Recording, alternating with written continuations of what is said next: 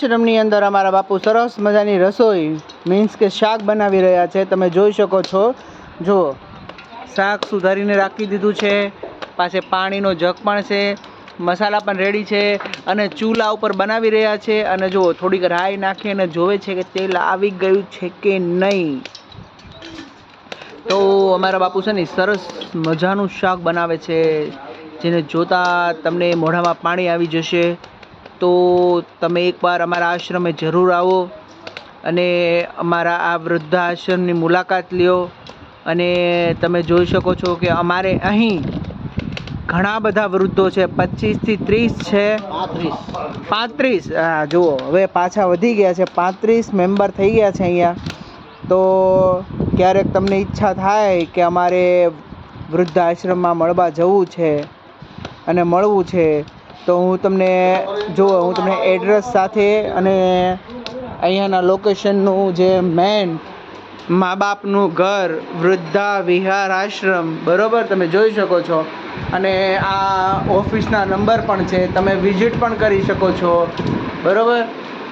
એટલે પ્લીઝ તમે એક મુલાકાત અહીં જરૂર લ્યો, જેથી આ લોકોને થોડી હેલ્પ થઈ જાય, મદદ મળે, બરાબર. તમે જોઈ શકો છો કે અહીંયાના જે પરબતભાઈ જે ટ્રસ્ટી છે, પોતે જ રસોઈ બનાવી અને આ લોકોને જમાડે છે. અને તમે જુઓ, રાઈના દાણા ફૂટી રહ્યા છે, બરાબર, વઘાર કરી રહ્યા છે.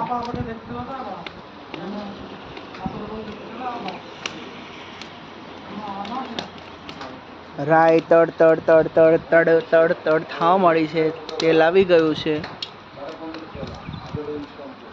અને રાઈ નાખ્યા પછી હવે બાપુએ હાથમાં જીરું લીધું છે,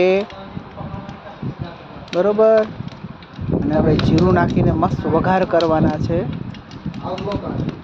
અને ચૂલા પર રસોઈ એટલે બહુ સરસ બનાવે છે અને બહુ ટેસ્ટી પણ લાગે છે. જુઓ, જીરું પણ નાખી દીધું છે. અને હવે જે લસણ હતું, લસણની પેસ્ટ નાખી દીધી છે.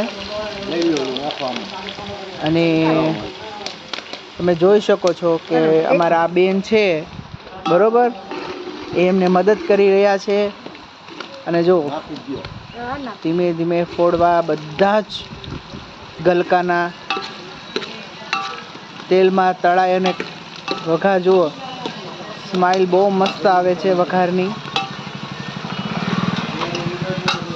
તમે જોઈ શકો છો.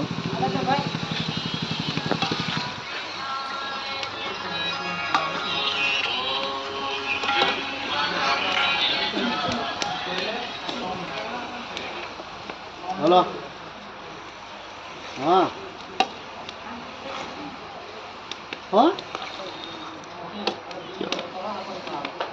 વાંધો નહીં. આ મારા ઉર્મિલાબેન મદદ કરી રહ્યા છે બાપુની, બરોબર. બંધ છે, હજી બંધ છે.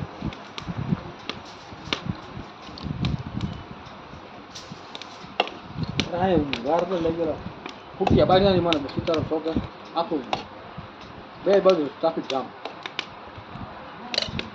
તો એમ જ હોય ને પછી. જો મનીષાબેને બધા જ ફોડવા ચૂલાની અંદર જે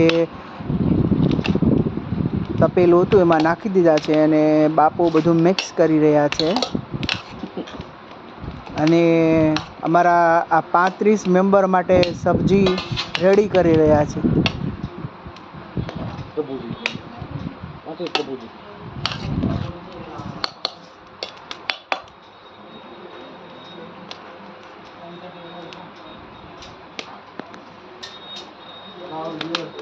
જો આ બીજા બધા મસાલા જે નાખવાના બાકી છે, મીઠું નાખવાનું બાકી છે. તો તમારા મોઢામાં પાણી આવી રહ્યું હશે, બરોબર.